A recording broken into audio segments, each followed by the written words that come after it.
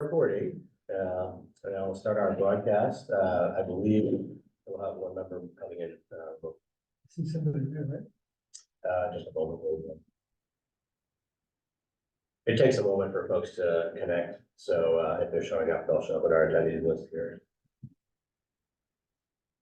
Oh, so you are the panelist, is that what you? I'm sorry, I'm the only panelist. I see. Yeah. I got you. I assume that Brian is the audience. I'll move him over as soon as we see him. So You start? yeah, I don't. Oh, there he is. Okay.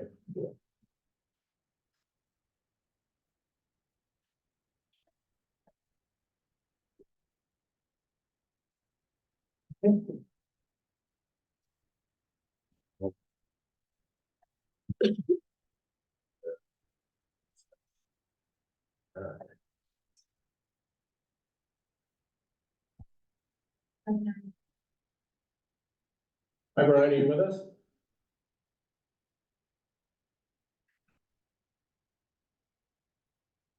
Brian, can you hear us?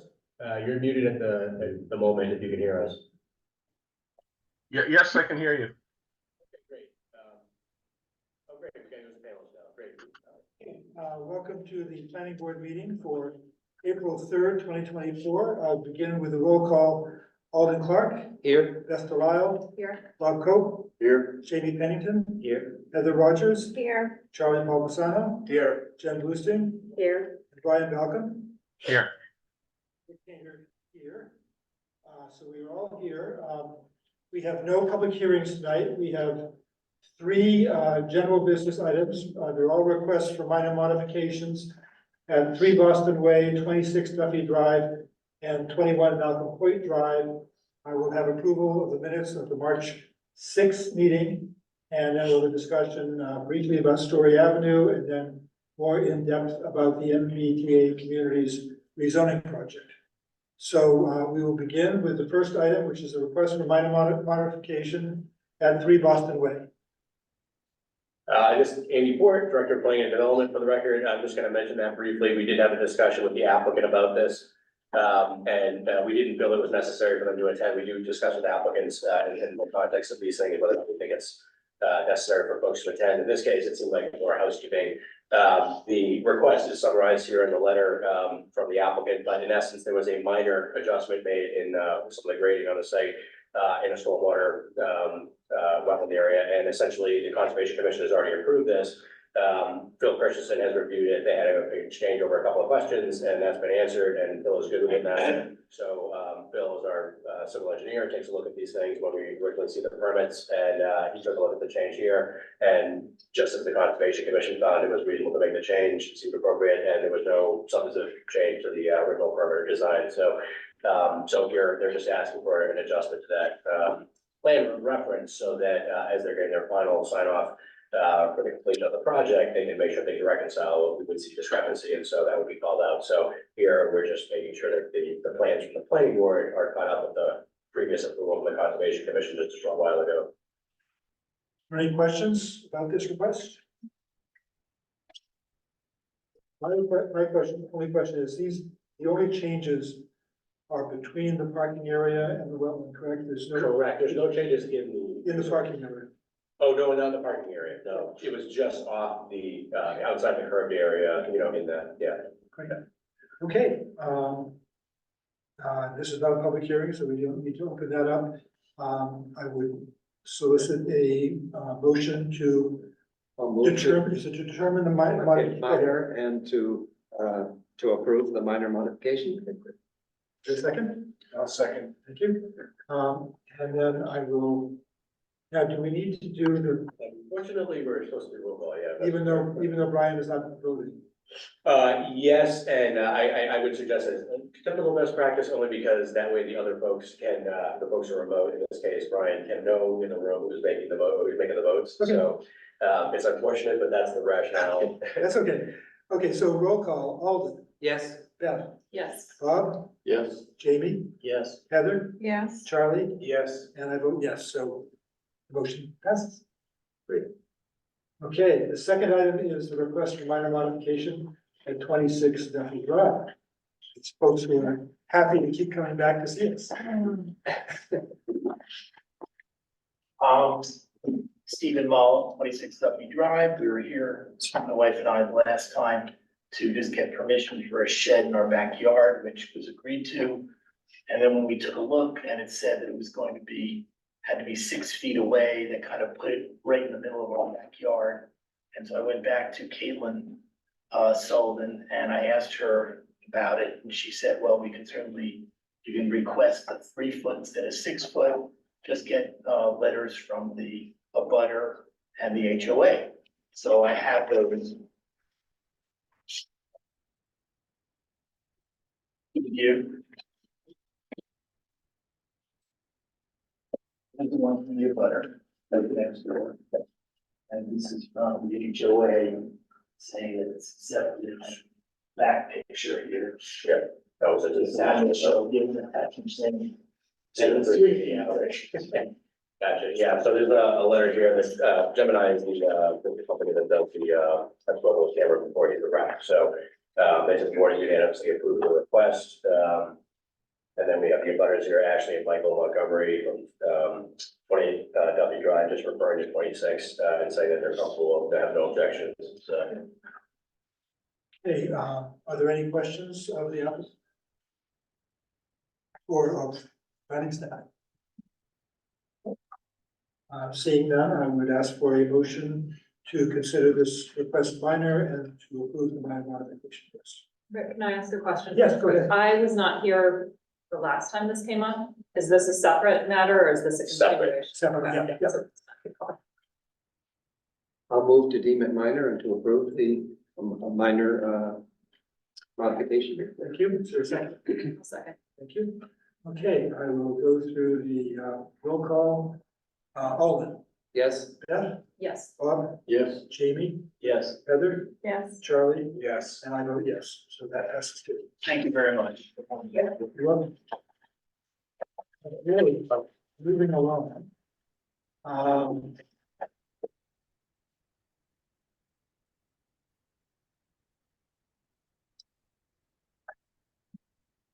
Let's see.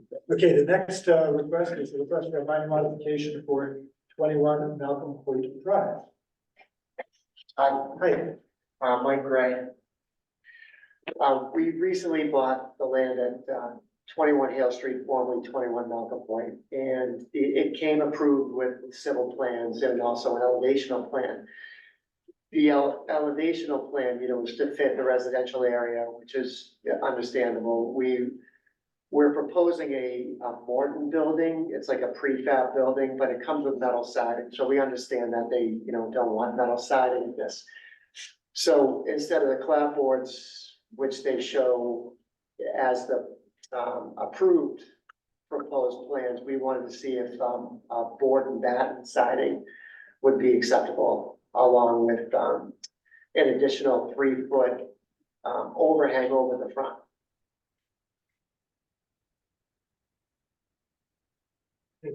So there's no change to the site plan at all? So There's no change to the site plan. The footprint of the building is the same. The roof pitch has changed from a 6/12 to a 4/12, so it's a little bit shallower of a pitch. There are 2 cupolas that are on the proposed drawing. Okay, thank you. Are there any questions on board members about this change?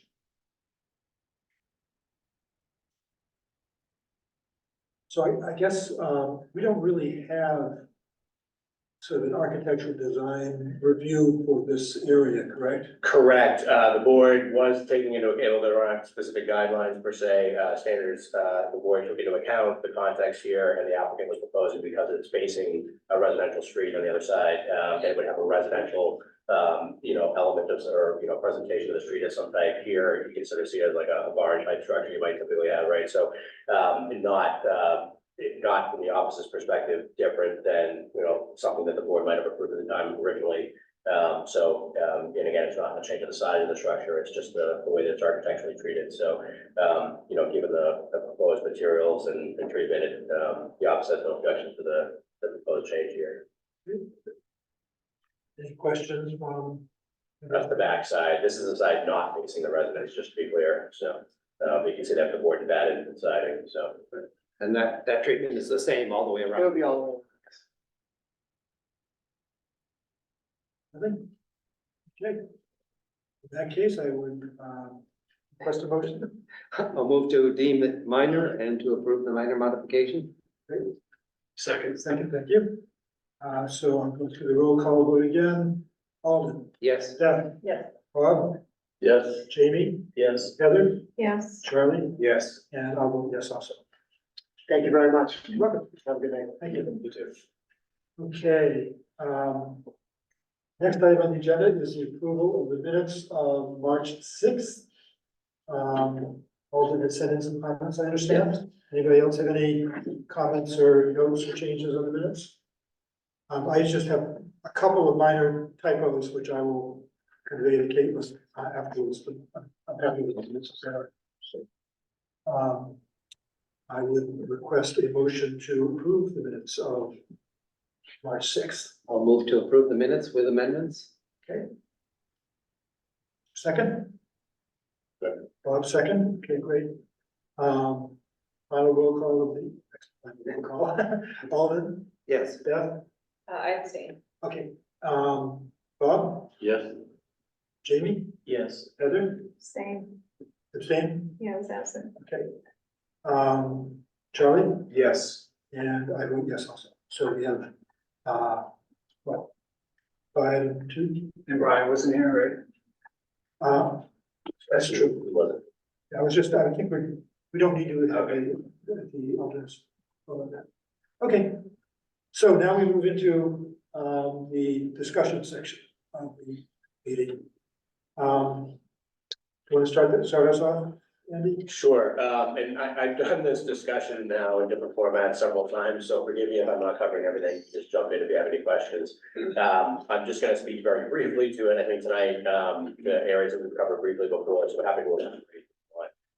But there are two different projects, zoning projects the city's working on right now. They're two discrete projects, but there has been a potential for overlap between the two. So just as a refresher for anything that we may not have gone over before in detail, or if you weren't here for any of these discussions we've had. There's a cycle of city council meetings we're working with over the coming months and, probably later on in the year. And with the planning board, we'll obviously be meeting on a routine basis, touching base on these different areas over the course of this year, particularly for MBTA communities right now in the spring. And then for the Story Avenue, the Low Street area going through this period and then further. But we first need to wrap up essentially the question of where do we want to create new multifamily housing as of right to comply with MBTA communities.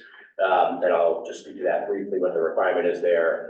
But then the thing I just wanted to point out with this map is just that from the state's perspective, in summary, the thing to note on this map, I think, is just that there are only 3 areas in the city that would be eligible for qualification to meet MBTA communities. So the state has a certain standard about how many units have to be built out, a total unit capacity that our zoning would have to produce or allow at least over time. And there are only 3 areas of the city that would be looking or be eligible to do it in. And obviously, as you might already be aware, our 40R district is basically ahead of that. So if you can sort of conceptually think of that as a carrot, approach a few years ago, the MBTA communities is like a newer version of that, not quite as detailed, a little bit different in some of the configuration of it, but in essence, it's now mandating communities around train stations to have housing multifamily as opposed to before where it was optional and you get benefits for doing so. And that's probably consistent with some other things that we're seeing at the state level as well, I think, in terms of, state policy and local home rule and whatnot. So in essence, we have to meet the standard here. However, we're ahead of the game, so to speak, because we have a 40R district down here by the station. So with that being said, and by the way, there's a huge portion of Massachusetts that's, impacted by this. It's not just Newburyport, obviously. So just briefly, we had adopted a 40R district, some years ago, and we have now seen this image of the map doesn't show the development, but 1 Boston Way has been built out, 3 Boston Way has been built out. We saw the approval for the Haley site, which hasn't started construction yet, but we expect that to happen this year. So that is this one, but we haven't seen the full district built out. But most of the discussion to date has essentially eliminated any discussion of the downtown area, so we're not really talking about downtown or Waterfront West, even though that's one of the options. It has a whole set of separate discussion points, I think, so that's, so probably a good reason it's sort of a separate discussion, but it's in a more sensitive area, historical downtown and scale and whatnot, whereas these are more blank slate, so to speak, of, potential for the future that doesn't have that historical context. So the 40R district is building housing near the train station. All these components, I think, of the MBTA communities make a lot of sense from a state planning perspective. So they're requiring the housing to be close to transit. That's great. So they're encouraging that to happen. And in essence, our district today provides about 930 units of credit towards the 1292 units. I'm sorry, I should put this slide here. Oops, sorry. And can you remind us how many years do we have to meet that 1292? Oh, so there's no requirement that the units actually be built under this legislation. However, because it does require us to adopt zoning that would permit that to happen. And then again, this is with some broad brush algorithms. It's not, looking at every site in great detail. But we have to allow that to happen, but we also need to be cognizant that even though we don't have to, under this legislation, build any of that housing, we have to assume that a developer can, file a plan underneath that zoning, right? And so there is a potential, obviously, for any one of those, to sort of build out over time. I don't view that as a particular issue for Newburyport because, as you'll see, we have a fair amount, basically 930 units of that is already covered essentially with our 40R district. So there's a little bit more work to do with the state to satisfy the technical model and whatnot that has to be done there. And a few tweaks and things we'll have to, minor stuff we'll have to deal with. But for the most part, that district is covering most of that ground. And so the discussion has largely been whether or not to use the Story Avenue area or just the train station area. This is just a quick synopsis, this slide here of what the state requirements are. So in black font, you're seeing the requirement. In red font, you're seeing just kind of an emphasis on that. For what it means for Newburyport specifically. Each community has different guidelines, they're all similar standards, but different thresholds. So every community has to have 15 units an acre or more, that density, but the size of the district can vary, from community, based on its actual proximity to Boston, whether we're in the subway or commuter rail or whatnot. So there's varied numbers of build out that have to be done. And I don't think in the case of Newburyport, it's much of an issue. But it's actually, I think, consistent or allows consistency with what we do for zoning anyway, I think. So, so we're not necessarily in a situation like you might have heard with Milton, where there's, longer debate to be had, and whether we're gonna be able to, comply and whatnot.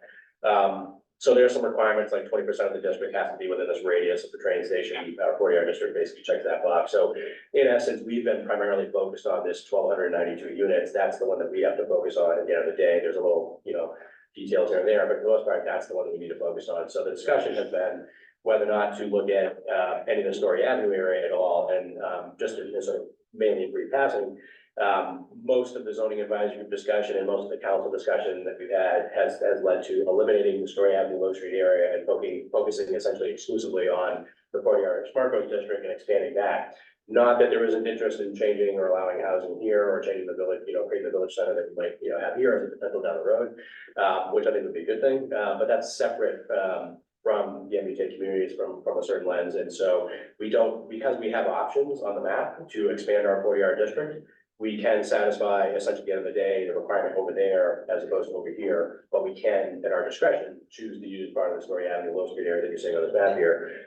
This is the Kmart right there off Low Street. So, so in essence, we've gone through a variety of different, possibilities of expanding the 40R Smart Growth District. This is the yellow is the Smart Growth District today.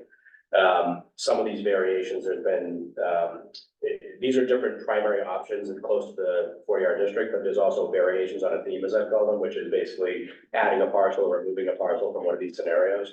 And so we have to do a little bit of data processing to make sure that the state is going to do the way that the state does its calculations. It's based on a whole bunch of different parameters, which I'm not wasting your time on. But here we have to use these in total, whatever areas we do, have to basically calculate out to, at whatever density we're allowing, have to calculate out to create that 1,292 units. So if we assume 930 units is already made up by the Smart Growth District, we're looking to create those units elsewhere, and these are some of our options that have been explored thus far in the last couple of weeks.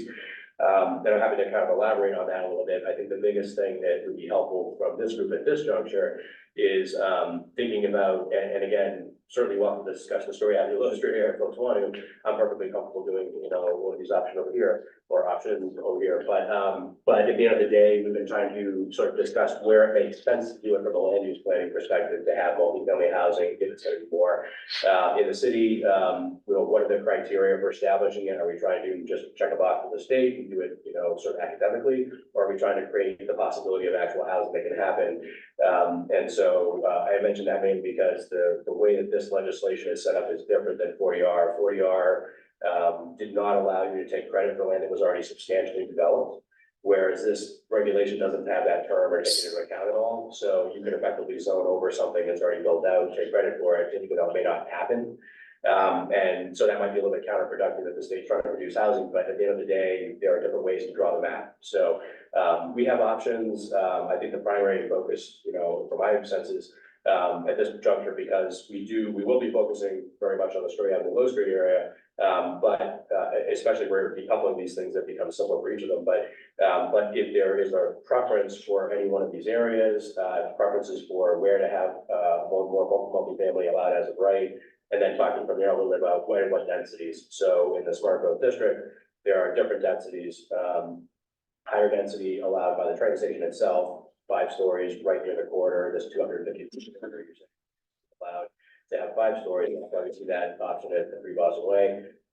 Whereas outside of that corridor, you can have 4 stories in this whole area. And then the sub-district B was created at a lower density, so 30 units an acre, 3-story height as opposed to 4, because it's basically creating a transition up State Street. So that was kind of the original layout of the 40R district. And the question here is, do we expand, 40 units an acre going, Parker Street? Do we go up Route 1 and go to the MPRO site? Yeah. Sorry to interrupt. I'm just curious, how many units are either built now or approved now? Yeah, so we have about 250 units that have been approved, I should say, approved. So in the Boston Way, the 1 Boston Way site, I think was 76, the 3 Boston Way is 84, and the Haley site is 96. If I'm not mistaken, and the Haley hasn't started yet, but we're expecting that to start this year, this season. The district, when it was calculated under 40R, because they don't count, like, for instance, this parcel right here with the office park complex in the middle, we got no credit for that one, but under MBTA, we get credit for it. So in this scenario, they were not counting it, and we were basically on the overall district getting 540 units of credit from the state. They were calculating that program, and I can go that more about, but here we get a higher number because they don't take that into account. They allow some of those areas to be calculated. So the 1,200 plus units that are required, there's about 240, 250 that have been approved. Yes, but to be clear, because this question's been asked the time before, it's an important question, it's not about how many units are actually built. It's actually only about whether the zoning map itself can essentially allow someone to do, if based on a broad brush algorithm, units per acre, So there's height. no requirement to find another 1,000 units. Correct. It's all just the math. It's the math essentially, but I think, to me, I actually see the housing as not like something that's obviously a need, like the Commonwealth has said, we have a need, and particularly for affordable housing. But also, I think it's an opportunity to transform areas, just like the 40R Smart Growth District and the housing around the train station can be an opportunity to kind of, revitalize that area in a different way. I think of it being also a similar opportunity, perhaps in different scale and details, but Story Avenue area could become less, completely dependent on the automobile, more walkable. And housing, a little bit of introduction of housing without necessarily taking away that commercial that's active, could be a good thing. So it's an opportunity to transition here, I guess, in terms of its design. The triangular parcel, is that for sale? Yeah, did I see a sign? I don't know if there's a sign on it. Sorry, I don't recall off the top of my head. There's one right now. There might be. Is that the Enpro? No, actually, so the Enpro site is actually, let's go to. So this is a map showing the 40R Smart Growth District at the bottom, business park is right over here, and that's the, ignore this map for a second because we've migrated away as a zoning advisory group for this scenario, but this would be a way of extending the district, essentially, following state guidelines. But the Empro site is actually up here, so Bartlett Mall, this is, Pond Street coming down. So in essence, the conversation we've been having right now, this is not a great resolution, but, has been looking at the Emperor site and possibly having a smaller district established up here. It might utilize some of the existing developments here, not necessarily going to have anything change there as a result of that, but it might, the way that I look at the Emperor site is that it's probably a good location for multifamily housing of some sort. Probably not a great location to encourage commercial because of the traffic flow that's in that area. It doesn't make a lot of sense in my view to encourage that. So multifamily housing, in my opinion, does make sense. The question, of course, will come back to scale. I would not assume a 40 unit per acre requirement here. I would assume something lower, like a 20 or 30 unit acre. It's blending up towards High Street. So, but that's the site. So I guess this is this could be a good exercise. Are we supposed to say, oh, hey, that would be a potentially very good site to have multifamily? And do we pick and say, this is what we want to talk about, or are you kind of leading us toward where you'd like to see the multifamily housing? I'm trying to understand. Yeah, that's great. This is, just to give you an idea, this is some of the criteria. I haven't gone over the slide with you all, so I'm happy to summarize more. Well, I'm but- getting into that later. Okay, yeah, so thank you. Rick is gonna get into this. So, and anyway, I just wanted to point out just briefly, we've sort of adjusted the phrasing a little bit, but in essence, these are some of the criteria that folks have been discussing for evaluating why are we trying to do the district the way it is, and people may have slightly different perspectives about what we're trying to accomplish here, just the way that the rubric works and local policy. But these are some of the criteria that folks are using. So if you happen to have a different, now or something we should throw in the mix, we're using that for the purposes of sort of ranking these alternatives. And I haven't gone through all the alternatives of the expansion, but they're basically that variety that you saw on the map. Sorry, one more question. Yeah. So if there's a property owner that has a property that they may or may not sell in the future, we could potentially still consider that as an area that we could rezone for multifamily use. So we can do that, right? Yeah, as long as it meets the state standard, we can rezone that area and count it. There are certain. Even though they may never develop. That's correct. They may, there's one in particular that we've talked about a few, but, Feels like a little bit of a Bruce. well, I think it's sort of, it's an illustration of the sausage being made, because it's definitely, in my opinion, helping out with something that's definitely a need, which is you have the difficulty of getting zoning adopted in a way that's beneficial from a regional perspective, with the housing around the train stations. That's, I don't take issue with that at all. But you can see here, because, for instance, it doesn't take into account substantially developed land, you would think that the state would say, we're gonna exclude those areas because we're really trying to create housing. We don't want people to be able to just draw a map and jargon around something and then take credit for it. So it's probably a mixed bag of, how that gets done, but in essence, it's trying to do a good thing, which is create more housing that's needed and put it in the proper place, which is near transit. So, and in essence, these are some of the criteria that we've been looking at for deciding where, maybe makes sense for the report to put that. So I don't know, do you have any other criteria, or you want to speak to any of these, or you want to look at any of the, the options? Rick is going to go through and have some slides as well on some of this, and then we'll talk about the 40R as well. But if you have any questions for me at this point, we're just trying to get feedback on these locations. Can I ask a question? Because I've heard a couple of counselors talk about some things they don't like about some of the other proposals. Yes. Did they use some of these criteria to rule out some of the other options? We're actually meeting tomorrow in the zoning advisory group. We talked yesterday with the city council. Not every council was there involved in the discussion, but we did talk about some of that, and we're looking to essentially go through a ranking, if you will. It's just a kind of a preview here about looking at some of those criteria and ranking against them. But some of the concern, for instance, there are a few folks who, or at least one who's concerned about going westerly on Parker Street. In the sense that there might be an impact on the economics in that area, the type of businesses in that area that are part of the economic base of the community. I'm not as concerned about that component. I actually think that, more housing and a transition, to me, having a place of residency for a lot of folks and having a place of employment, an employment center where we could actually have more economic growth in the future there, to me, seems like a good relationship, and I'm not bothered by that, transition going a little bit further down the street. But that is one of the debates that folks might have, and we'll have a little more discussion up front tomorrow. But that has actually been a primary area of interest here, is to look at expanding the district along Parker Street. So we look at variations of view, including some parcels or not others, and discussing the rationale for that layout, so to speak. And then, of course, part of this is calculating how many units does that give us, and where does that put us with the state. And then, obviously, at the end of the day, we have to get over the threshold, we can go beyond that if we want to, but we have to do that, so, primary task for us right now, and of course, knowing that we have to still have the opportunity to discuss where we have in Low Street, is just to verify where we think it makes the most sense to put that multifamily housing, if it's gonna happen, or if it's zoned that way. If you could just go back to the prioritization slide. Yeah. You ranked the, are you considering, when you look at those various parcels, are you considering what percentage of them are already developed as part of your prioritization? Despite yes. not needing to? I think, Well, it's the other slide with the X's on it. Right? Yeah. Yeah, there, Well, I guess the criteria. there are and two then different the- level, like terraces of consideration with that, like one is just the fact that the mathematics, the way that the state calculates it, you're sort of, you're taking credit away for areas that, are wetlands, right, you're not gonna count anything for that, that still happens here.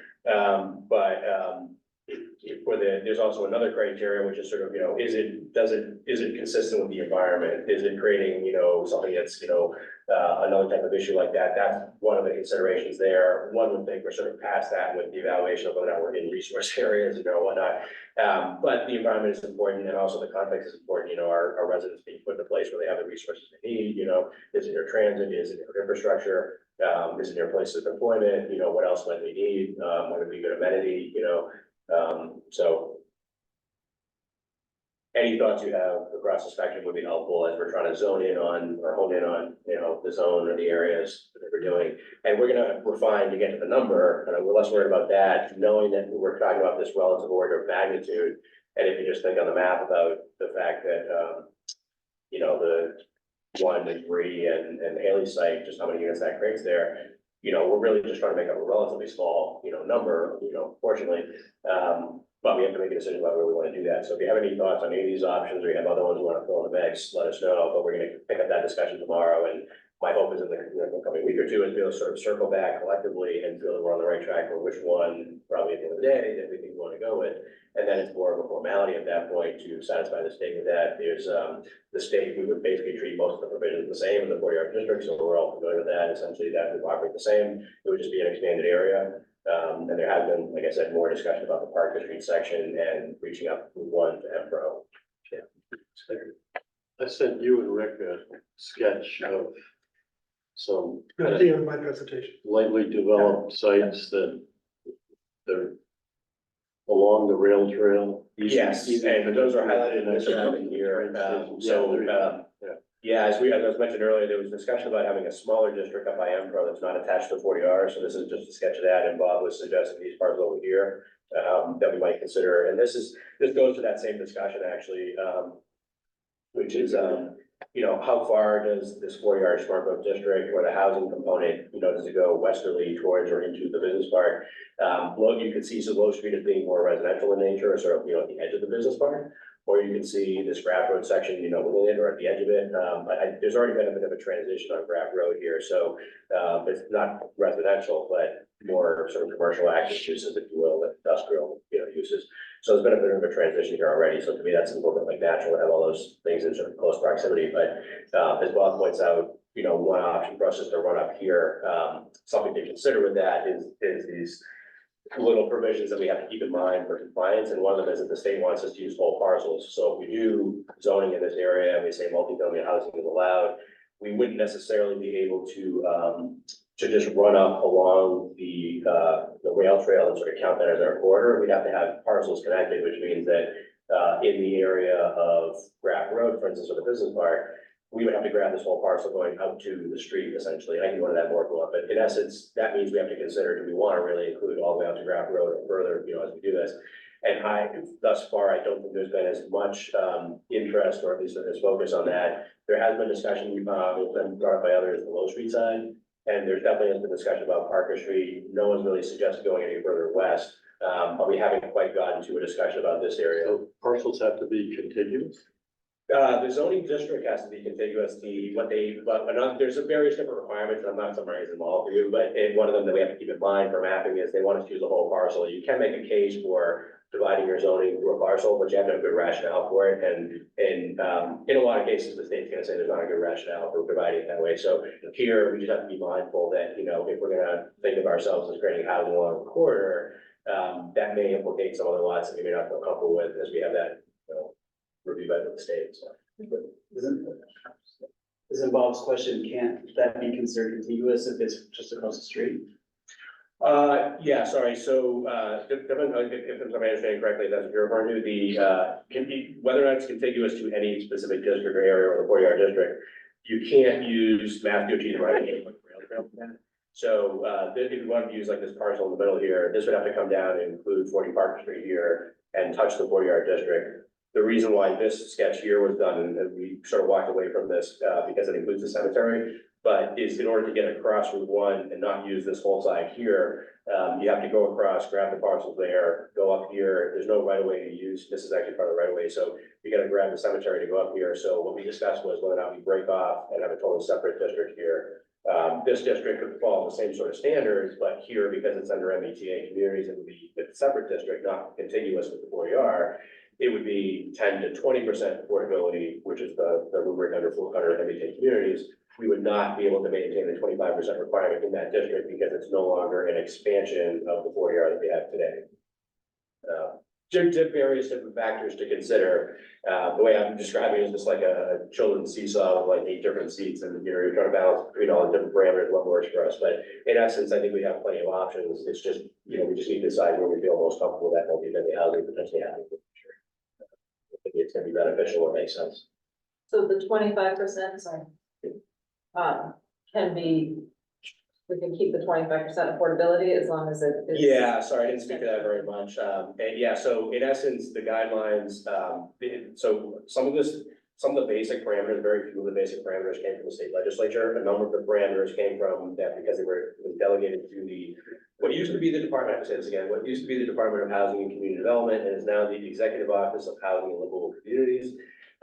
We love adding letters to acronyms. So so that department was delegated some authority to interpret, you know, what is a reasonable size of a district and, you know, what density and in context, right? You know, the legislature wasn't defining everything with that package. So some authority was given to determine some features. So here in the guidelines of the department, they acknowledge the fact that some communities have already gone ahead with some of this stuff with a 40R, similar framework with 40R. And they say, we're going to basically allow you to grandfather that 40R district. And what you can propose to do is expand that 40R district. And essentially in doing so, those guidelines can allow us to keep the 25% requirement in the district. I will say that because it still is subject to the department's interpretation of their guidelines and application of it, properly reading it and recognizing what it actually says, say, you know, you can expand the 20% boundary there, but they've also made it clear, understandably, that if you're doing a new district that's not connected, not actually contiguous, then that's not gonna, count. You're not gonna do 25%. You're back to the MBTA basic, MBTA guidelines.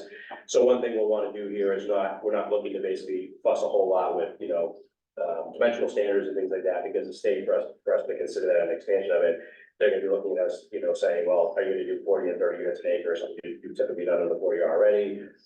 They're probably looking for a lot of consistency with that and not for us to tinker with it too much if we're using our grandfather district.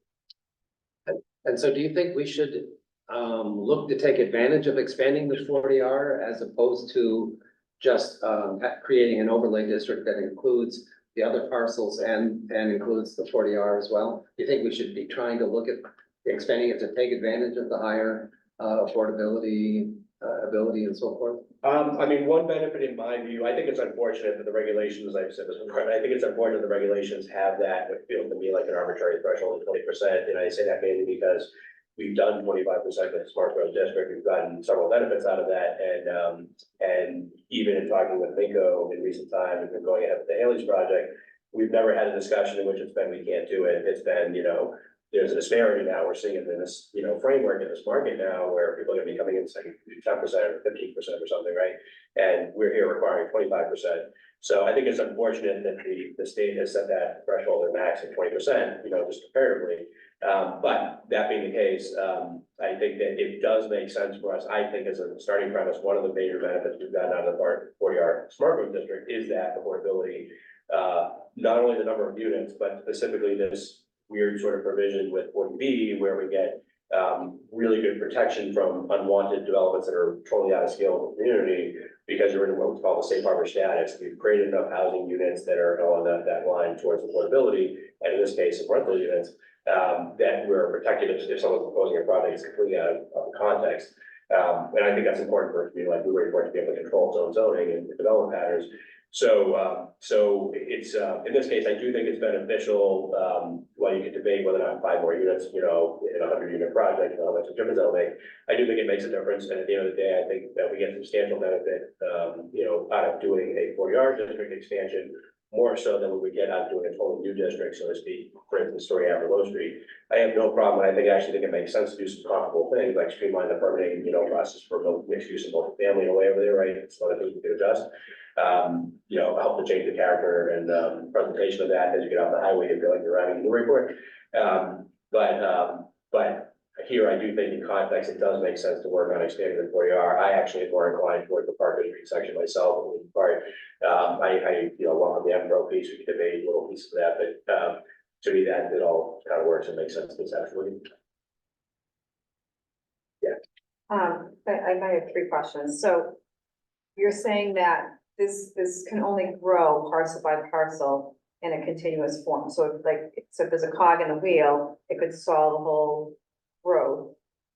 Well, for But if the this is, third parcel over says, I'm gonna stay right as I am, then like the parcel up above can't. oh no, this is Another all thing. just about the city, and at the end of the day, the city council's determination of what zoning to establish. It has nothing to do with whether the individual property owners, we obviously try to make sure he's, consulted and we have consensus on what we do. But this is not about individual property owners choosing to do development or not, or participating or not. It's really just whether the city decides to zone that area to allow down the road some multifamily housing there that's as of right. And our 40R Smart District does that today, but it has a design review process. So it could, if all of that passed, be sort of peppered in. Yes, the developments could be peppered in over time, and just like any other zoning and development, there's no Okay. expectation all happens at once. The assumption here is just like the current zoning, the private sector comes in with permitting, individual sites. Ideally, you have a master, development plan, sometimes everything's kind of coherently done, but in this case, you drop the zoning, and then over time, people come in and say, maybe I'm gonna, take a vacant site, redevelop it, maybe I'm gonna buy out what's there and demolish it and put up, housing. So, And if the zoning passes, every parcel owner who's in this new zoning footprint, they get notified pretty detailed, like these are now the things that you could do with this property that you couldn't prior to. Well, so, They there can isn't, find that out themselves. there isn't any process right now where, let's say the city council adopts a zoning change. We don't, send out notices to everybody who's in that zoning district, so to Yeah. speak. It's not, it's not one of those things. So what we do try to do, and this is, the planning board process for the public hearing, we advertise in the paper, we advertise online, we sometimes just, there's stuff we're able to work in the paper to make sure people are informed, but basically, we have a hearing process. We're having this numerous meetings here at this point to go through this whole process and decide what we want to do for every 10 communities. And we're gonna have a much longer, but certainly longer process for the Story Avenue Low Street area to walk through, things like this, but, other things, and come to a zoning change for that area that makes sense. But it's gonna be adopted essentially by the city, and then the assumption is, depending on the feasibility and, market availability of property and things like that, eventually over time, some of those things will happen. Some of them are gonna be low hanging fruit that'll happen immediately or quickly, and some of them are less likely to happen, or won't happen at all. Does the state offer any incentives to any parcel owners who would be selling to help comply and better the programs in the city here? There's nothing like that that's part of this package at all or anything with this. No, I mean, there are the cities and towns, typically like the 40R, we got incentives for different grant programs. Like we got $2 million for the sewer lift station that's on servicing this area now because we did the smart growth district. And so anyway, there are some incentives here in MBTA communities. It's a requirement that we do it. There's not a, you get this grant if you do this. Here, actually, if you don't do it, you're getting your grant taken away. So. Do you have a sense, if we should, have sort of a cushion amount above the 1292 required number? Oh, thank you for because of- asking that. Because Yes. of the state vagaries with how it be counted and so forth? Yes, thank you for asking that. So Ian, the gentleman who's at the Regional Planning Agency, he's our counterpart running some of the numbers through the more rigorous GIS modeling, software and platform they have for this analysis. And at the end of the day, we're both in agreement. So just by way of example, Heinz Way in the data set, because they're doing broad brush over all these communities, they're using basic data sets for the most part, right? So the state understandably doing all these different communities all at the same time has that pretty consistent regimen about how they analyze compliance and see whether that things are working, right? They look at density, or parking included, are they the right locations, et cetera. So here, Heinz Way, actually that development, the state's layers essentially still have an error in one of them. They still assume that this is open space for the cemetery. And so they're assuming right off the bat, the mechanics of this model don't allow it to use that part to take credit for it, even though it's just a data error. So we can go through a process and work to correct that with them. And I don't believe at the end of the day, it'll be a problem to get the approval for that, but it's a bigger hassle to do that. And in some cases, it's not even, in my view, it's not even worth bothering with, if you can make a unit somewhere else. But then I say that mainly because I have to consider, because they're all different factors at the same time. We do have to consider whether or not there's gonna be any variation in their interpretation or application of certain things. So, well, the data sets are all relatively clear, and the way that things are supposed to be calculated is relatively clear for the most part. There are little idiosyncrasies that the modeling doesn't take into account. One of them that Ian and I were talking about is the fact that in our smart growth district, the board, when we decided, just with the city council, the board, we decided to start with a 10,000 square foot limitation for the footprint of any building. Just to start with, try to make sure that the building didn't get too gargantuan. The idea was, let's start with something small, and the way that the 40R works is the board can waive the standards and allow further flexibility. That's one of the allowances the board has, is to, almost like a variance in a way, it's a waiver, to flex that. And the board has done that for the projects that have been permitted thus far. They have larger footprints in that because they asked for a waiver, and there was a rationale given on the given site, how it made sense and how it was going to make the project feasible, and what the constraints were. And so that's been done, but here the model essentially assumes there's only gonna be one building on each lot, and so they take into account these broad brush things like setback to the lot lines, height allowed, something like that. They're getting a broad brush massing to get an idea of how many units might be happening there. Some basic assumptions about your parking ratios are kind of plugged in this algorithm, and at the end of the day, it's making assumptions there. So here, to answer your question, we definitely recommend having a little bit of a buffer with that, if for nothing else, at least for that. And partly because this 10,000 square foot limitation piece, the state is basically gonna have to tell us how they want us to, adjust for us, the model that we're using, so that it can essentially account for something it wasn't originally designed to do, which is account for this type of local zoning provision that might further constrain how many units could happen on the site, because you're talking about two buildings, and maybe those two buildings together might be smaller mass than the overall larger building, so there's a possibility of adjusting every unit. So that's one thing that makes sense, generally speaking, to be a little over and have some room to play with, should there be any debate for this later down there. So I don't know if we did everything that you, and welcome feedback, but we do everything that we were. I'd rather you just get into mine. Okay, just to yeah. start that way. So you can go next slide. So this is just to, we're gonna take a slightly different approach to this. So Andy put together the schedule, which involves meetings of the zoning advisory group, the city council's planning and development committee, and committee of the whole, and the planning board. And it's kind of a sequential, step-by-step process to go through this whole planning process. And when you put it together, we thought that we were going to need to get the Story Avenue zoning done at the same time that that practically we needed to get the MBTA zoning done. We've now learned two things. One is that we get an extra year on the Story Avenue zoning, so we don't have that crisis there. And the second thing is that we probably can get most, if not all, of our unit capacity target under the MBTA zoning within the 40R district, or at least along the Route 1 corridor. So there'll be a little bit of freeing up of some of this schedule, but it's important to keep in mind that we need to get all this done in order to get it to the city council by June 24th. And the reason for that, even though we've got a December 31st deadline, is that we need to give the state, the Executive Office of Housing and Livable Communities, 90 days to review our proposal. And I was just on a webinar today. Were you on that webinar today? I have no idea. Okay, so they said it's taking them 90 days to do it, you know, and so it's not just that we have to give them 90 days, it's taking them that long to review it, so. So Rick, what you mean by that though is the city council has to provide it, right? Not- So the city, so we need to get to the city council to get something that the city council agrees to. And then we send that as as a pre-application review to the Executive Office of Housing and Livable Communities, and they have 90 days to review it. So if we send it to them, say on July 15th, we wouldn't get a sign off or an approval, and it might not even be a clean approval until October 15th, because they have come back to most communities and said there's some problems here, so we need to change some things. So then we need to, at that point, we would start the actual formal zoning process where we would start having public hearings.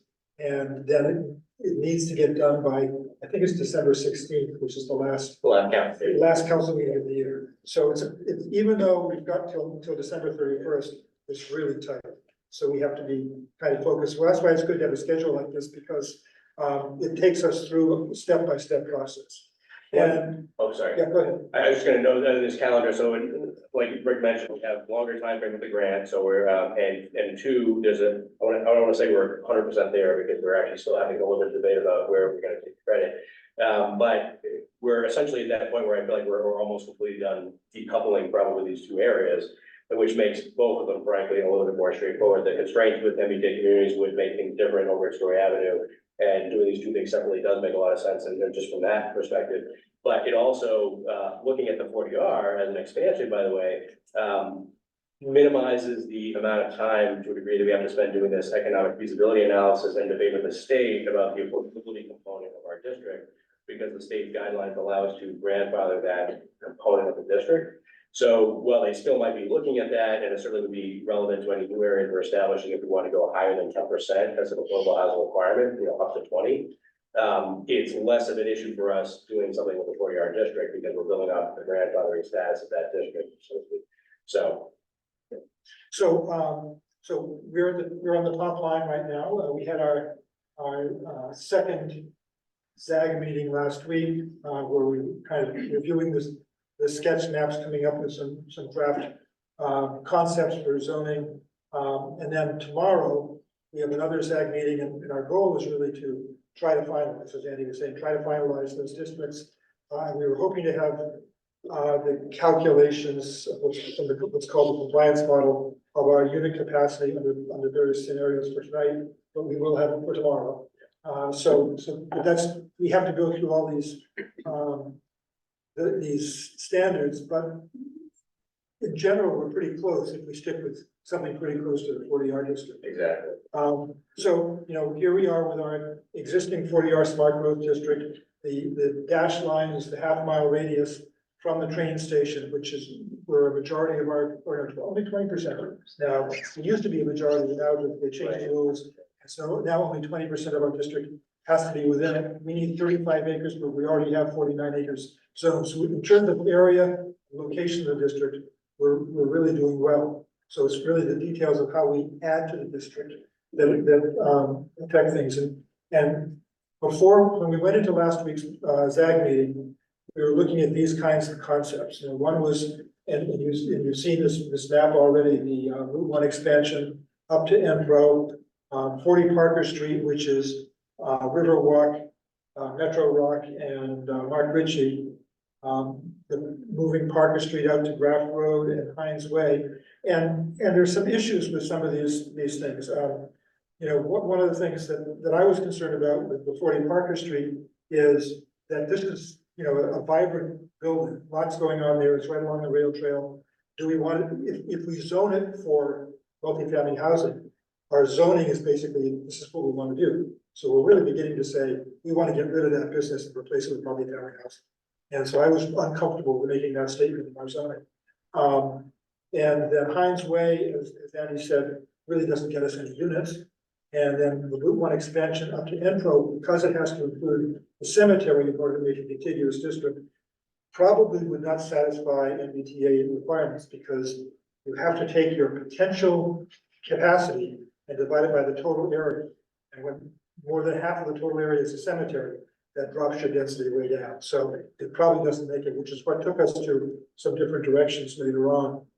I think Andy showed you this, the next slide, which is I keep thinking I'm controlling it. Oh, no, sorry. I'm trying to make sure I'm following. Yeah. Like, I know he's here. Okay.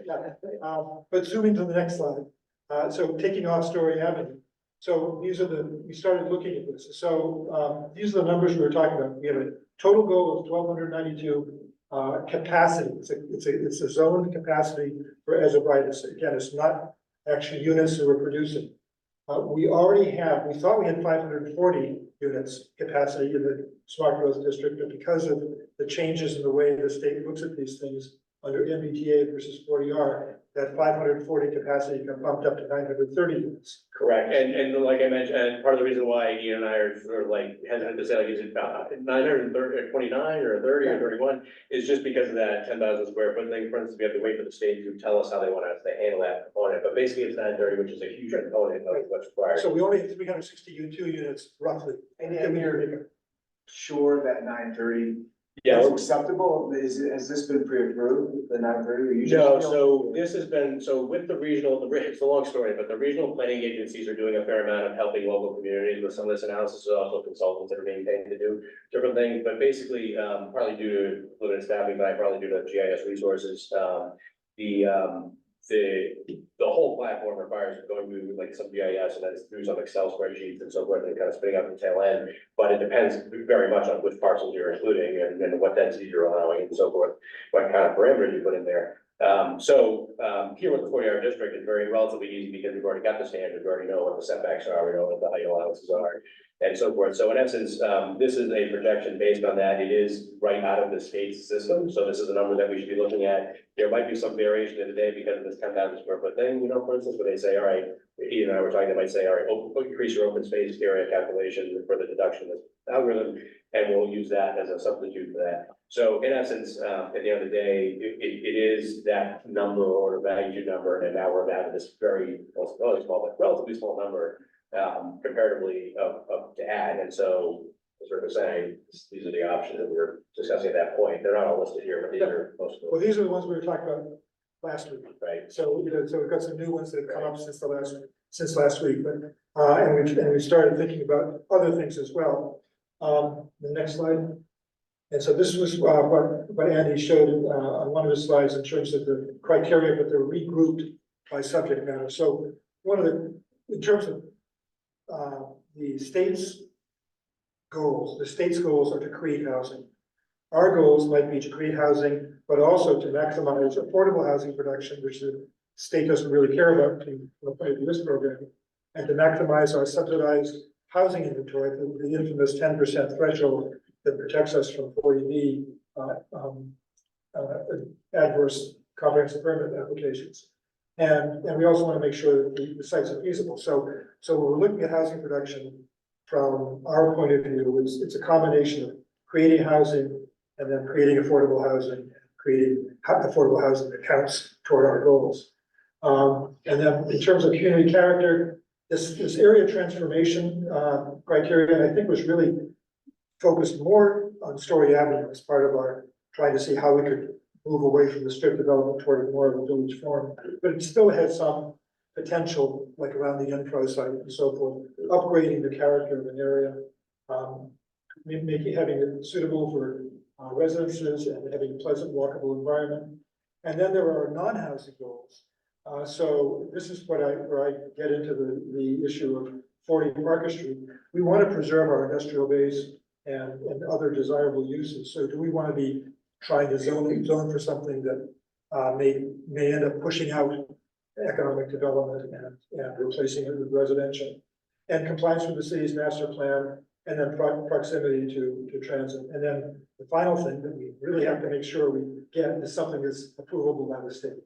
So so those are our criteria. And going on to the next one. So this is sort of what we came up with at the end of the last meeting, at the end of the last ag meeting.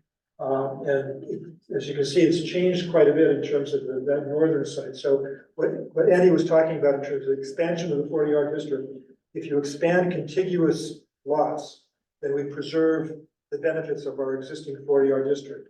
So we looked at expanding it on Parker Street.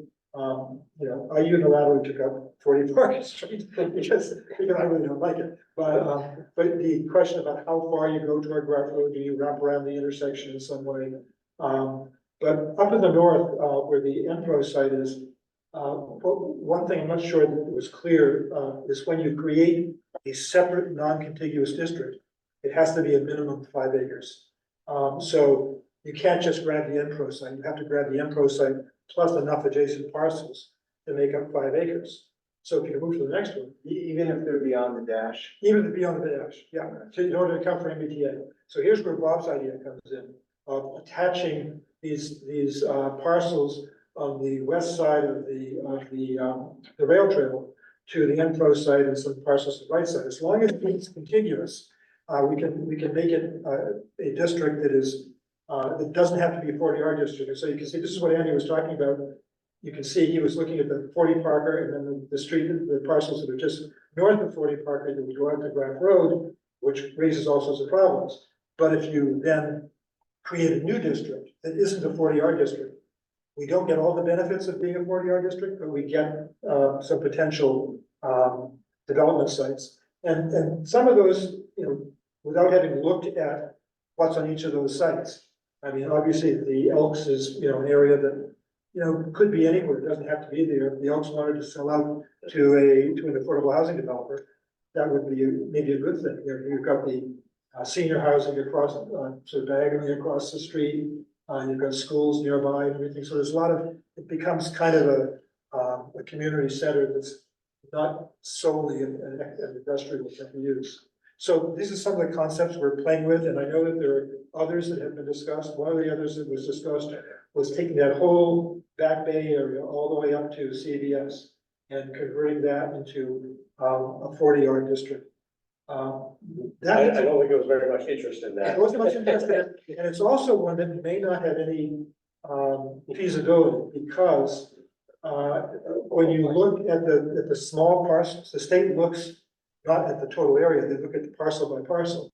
So those parcels are so small, and when you add in setbacks from the parcels, it may not be possible to actually develop any multifamily housing in most of those parcels. So it may be like equivalent to a cemetery.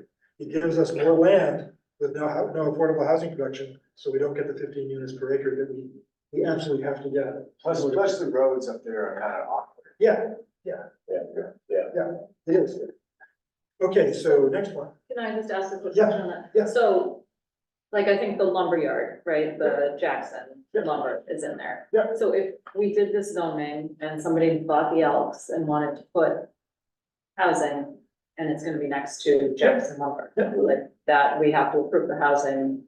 Yeah. Even though it's next to what we might not otherwise think is appropriate. Yeah, and that's one of the things we have to think about is, as wherever we end up with this, we have to consider the fact that we don't control whether someone comes in with multiple parcels together at the same time to make something, coordinated versus things that might be right next to each other. They might be partially done over time. And that same issue came up with the original 40R district because industrial neighbors were concerned about having residences there. Right? So I'm sorry, we're discussing expanding 40R and then creating this new. Yes, district. that's right. Okay, just, Yeah. but Right, But this it would be a would take truly both BTA to take them zoning to, district. Sorry? it would take both of them to get us to the 12. Correct, and what we're verifying, is, so for instance, I'll leave it for the numbers, of course, tomorrow, when we get that, but, if it isn't enough with these two, we're also back to, looking at Parker Street, right? We're looking at somewhere else to make up that difference or expanding that district further. So, at the end of the day, we're basically running through this exercise of what makes general sense based on all these different parameters, what makes sense if we're to zone it under these parameters. And then, probably sort of morphing a little bit, depending, adding a parcel here or there off of one of those variations that does make sense to us land use wise, to make sure we've met that threshold. But here, the overall exercise is really to put it as best as we can within the constraints where we want it to be from a land use perspective. And if we don't get it here, then we're back to story end. So. Correct. And then that's one reason why, for instance, we've been talking about Parker Street, and then there may be an anomaly, sort of, hesitation about that one, I don't know, but there's been some council support and interest for that area. You know, if there isn't the ability between whatever combination of things we do here in the 40-hour district, we're really going back to Story Avenue and Low Street to look at that, because the other alternative is really just downtown. And that's another whole set of discussion, so you can look there if you want to, but that seems to be like another sort of rabbit hole. So I think, you know, there has been a lot of interest in trying to do it around here in one way, shape, or form. What's the trepidation on Parker Street? People don't like the idea of losing potential economic development and jobs to housing.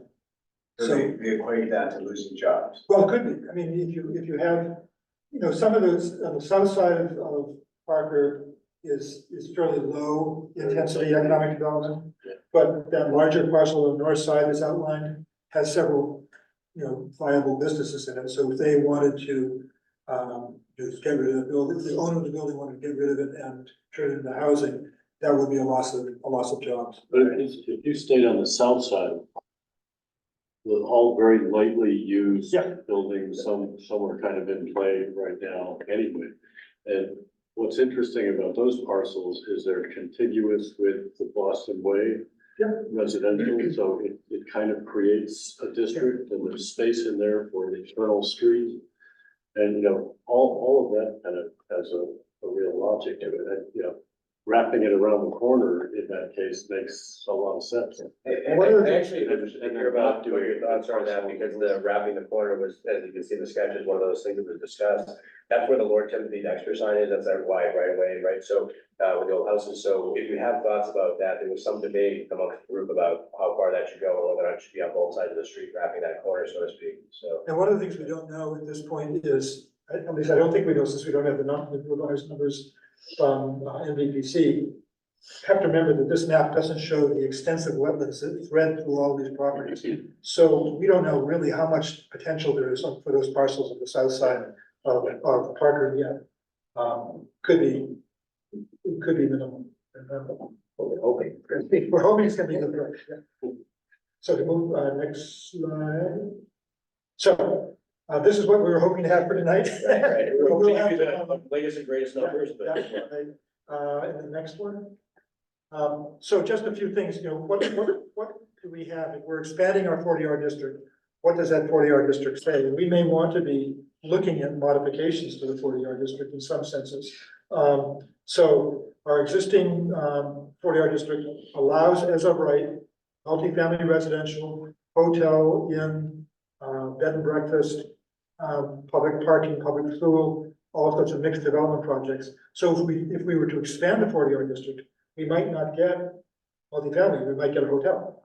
So it's something that, because as it is right now, our district allows that use as of right. I would, sorry, Go ahead. if I could supplement that. I would just note that, within the general rubric here, one option we would have, for instance, if we were concerned about that, is to say, within this newer area of the 40-hour district, almost like a sub-district, that use would not be allowed, so, which is probably what, you know. Yeah, that's what I'm getting at. Is this sort of options we have to toggle off other things that aren't related to the multifamily housing? Okay, next slide. So one of the things that, you know, Andy mentioned briefly was that the existing smart growth district has a sub-district A, which is the major part of it, more intense part, and then the sub-district B, which goes kind of north of the hardware store. And it provides the beginning of a transition into the residential neighborhood. And so if you go to the next slide, then that's one of the key differences is the density. So all of our 40-hour district at this point is a minimum of 20 units per acre. And remember that the MBTA district requires us to have a minimum of 15 units per acre. But those are apples and oranges, because the 15 units per acre is a gross density, it includes everything in the district. So the denominator includes streets, areas that are undevelopable. So you may have to have a minimum density of 20 units per acre on a per parcel basis in order to get to a 15 unit per acre gross density. We're just playing around with a lot of the numbers. But our maximum density is 40 units per acre in sub-district A. And so right now, I think we're at 38 units per acre for the Minco properties. Is that correct, Andy? Yeah.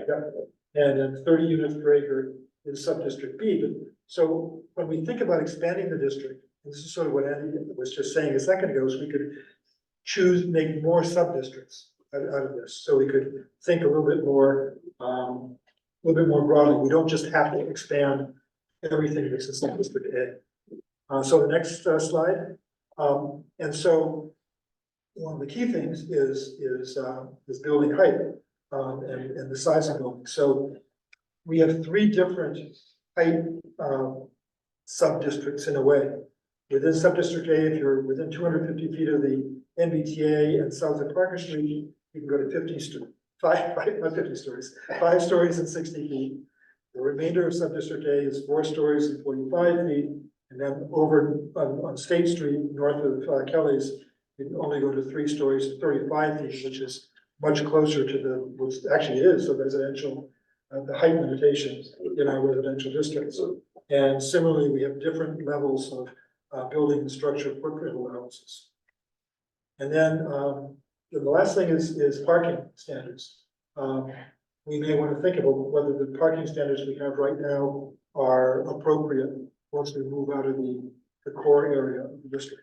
I'm not saying they are or they aren't, but it's just something to think about. And then this is something from a webinar I was in this afternoon.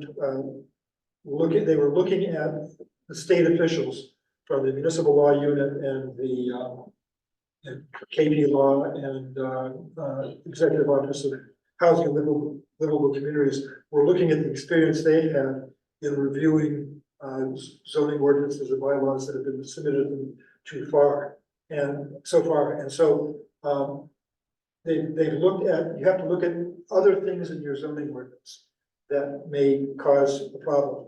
There were definitions of family cause problems for some communities. Some communities had something called a lot characterization factor, which would have limited the density that was in the ordinance. So we have to look, we not only have to look at the overlay district we're creating, we have to look at the rest of the ordinance to see if there's anything in there. But if I could, Yeah, sure.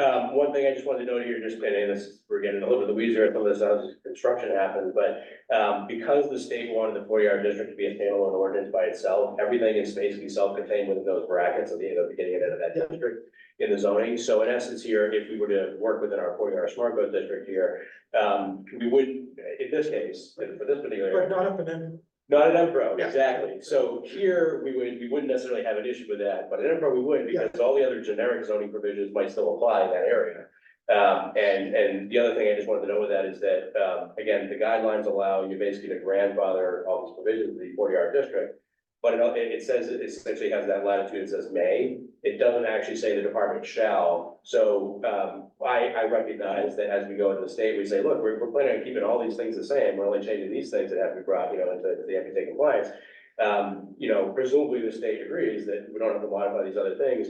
And we also we're looking to maintain our compliance with 40R, which is a different statute. So presumably the department's recognizing that there are certain things we can't change because otherwise we're not in compliance with 40R. And that division also has to review this package and sign off on it. So in essence, I talked with that person as well. So in essence, we're with 40R district, it's a little bit more clear. The other pieces, as Rick says, we'll have to look elsewhere in the zoning ordinance to see if there's other language or provisions that would impact the calculation of units or compliance. And then I think this is, this next one is my last slide, again, from this thing this afternoon. They are going to be looking they want us to be looking at making sure, this is the same type of thing, that there's nothing else in the ordinance that would require a special permit.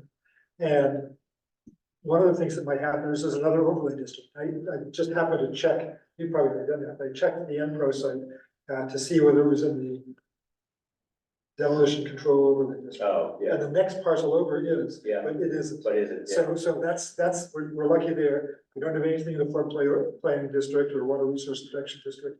And Rick, I was concerned because I'm seeing the language here that maybe it's just the way it's phrased there, but site plan review.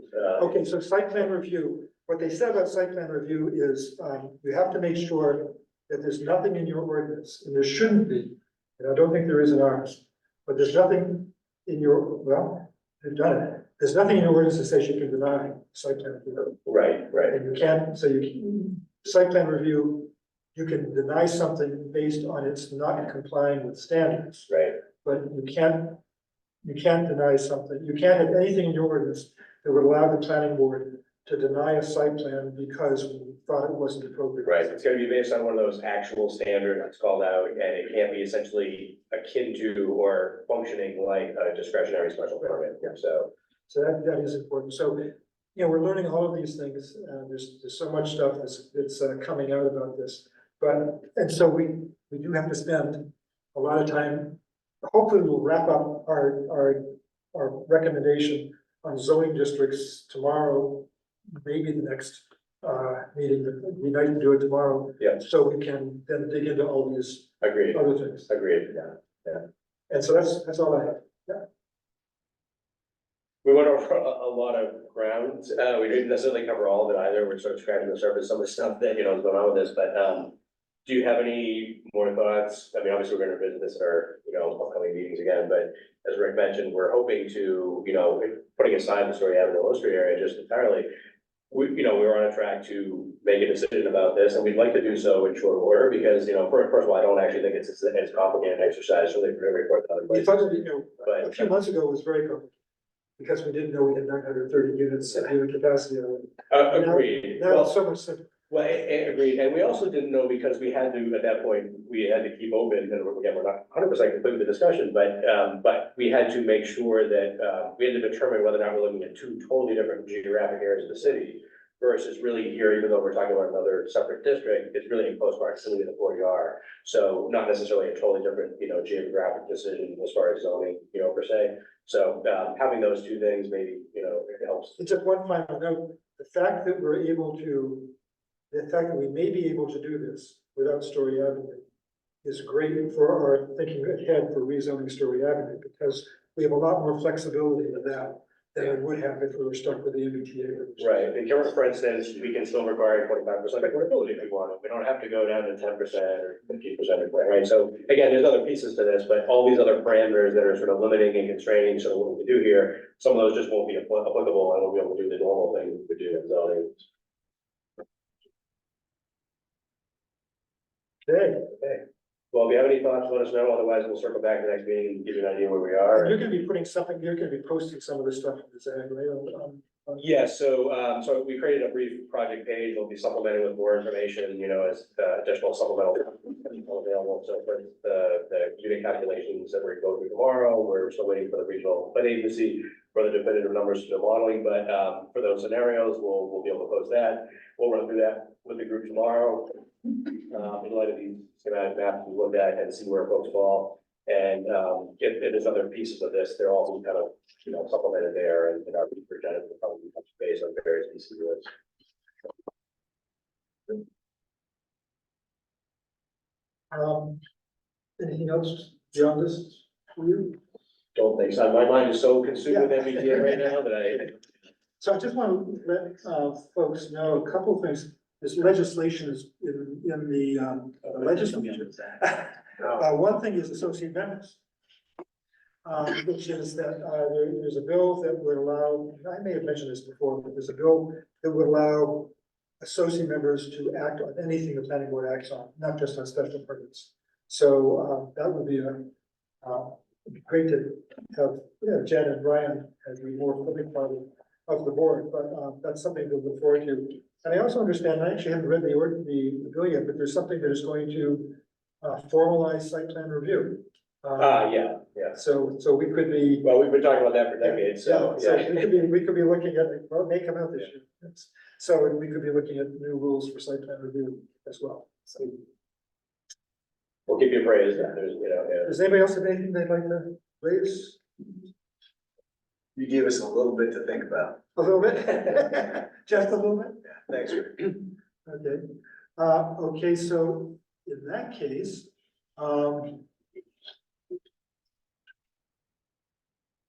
I would like a motion to adjourn. I'll move to adjourn. Is there a second? Second. Okay, Alden, Yes. yeah, Yes. Did you say yes? Yeah. Jake, Yes. Heather, Yes. Charlie, Yes. Jen, Yes. Ryan. Yes. I say yes too, so we are adjourned. Thank you, everybody. Good night, Brian.